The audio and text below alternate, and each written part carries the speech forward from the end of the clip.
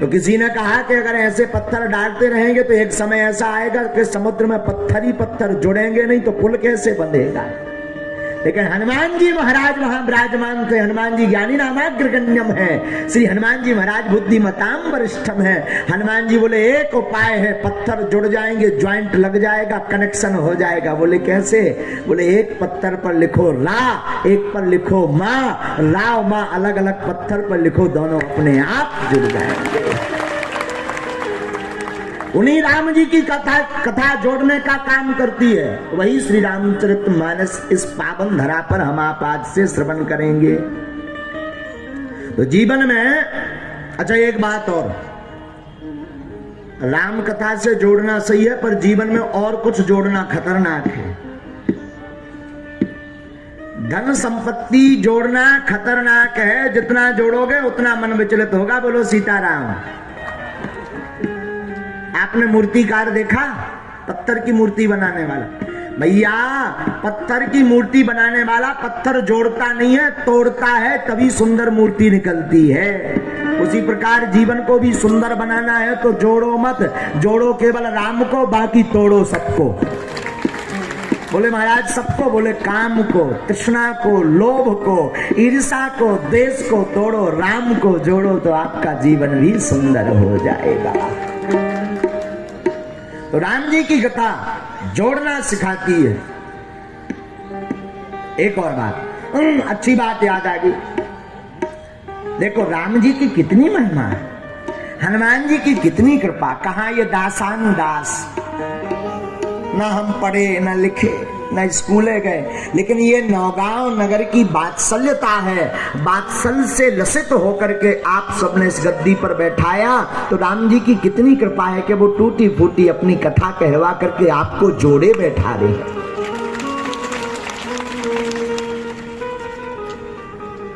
महाराज जी यहाँ विद्वान विराजमान है। हम परसों मंथन कर रहे थे, जब आचार्य जी पधारे थे तो जब राम कथा पर मंथन हो रहा था कि परसों से राम कथा है, तो हमारे मन में एकदम से एक विचार आया, नोट करिएगा इसको जीवन में। राम कथा के कवि हैं तुलसी। कौन है? राम कथा के कवि हैं तुलसी। आदि कवि हैं वाल्मीकि। कवि तुलसी है, आदि कवि वाल्मीकि है, पर बात यही ब्राह्मण नहीं होती, अनादि कवि राम कथा के शंकर जी हैं। कवि तुलसी है तो आदि कवि वाल्मीकि जी हैं, पर एक और कवि अनादि कवि भूत भावन महादेव है। तब तो गोस्वामी जी कहते हैं, रचि महेश निज मानस राख, पाए सुसमय शिवा सर्वा, पाए सुसमय शिवा सर्वा। साक्षात भूत भावन महादेव ने इसकी रचना की। और सभी समुद्र की भांति गहरी राम कथा है। समुद्र की भांति, समुद्र की कोई तल नहीं ले सकता, उसी प्रकार राम कथा का कोई तल नहीं ले सकता। इसलिए गोस्वामी जी ने 7 श्लोकों में मंगलाचरण किया। आहा, हमने तो एक और कारण निकाला। बोले क्या महाराज? हमने कारण निकाला कि गोस्वामी जी ने 7 कांड इसलिए लिखे और 7 श्लोकों में मंगलाचरण इसलिए लिखा कि 7 दिन में किसी भी दिन कथा प्रारंभ करो, 7 दिन भी गाओ, कोई दिक्कत नहीं है।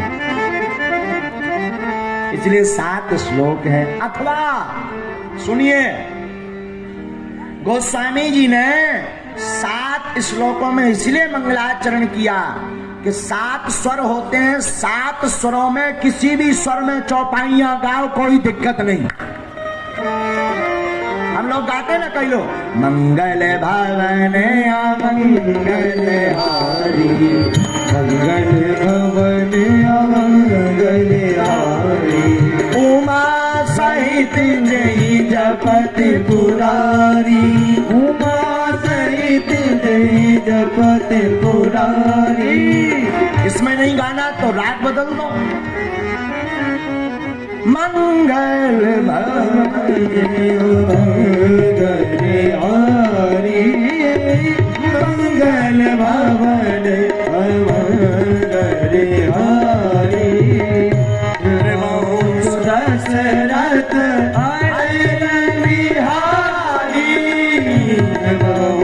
दशरथ अजिर बिहारी। इसमें नहीं तो मालकोस में, भैरवी में।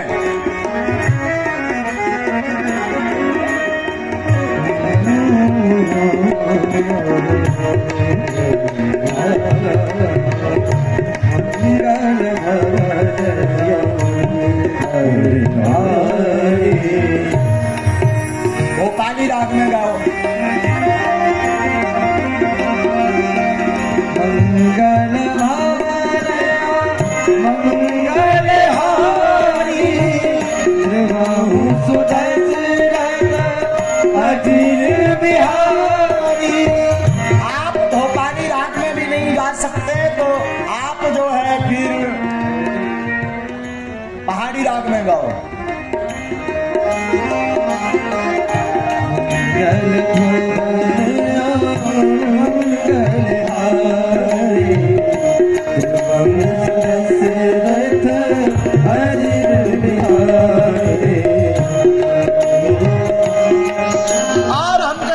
रागों में नहीं गा सकते ना, तो गोस्वामी जी कहते हैं 7 श्लोकों में इसलिए हमने लिखी जो तर्ज जो धुन आपके मन में आवे तो गाइए। और बड़ी प्रचलित धुन मंगल भवन अमंगल हारी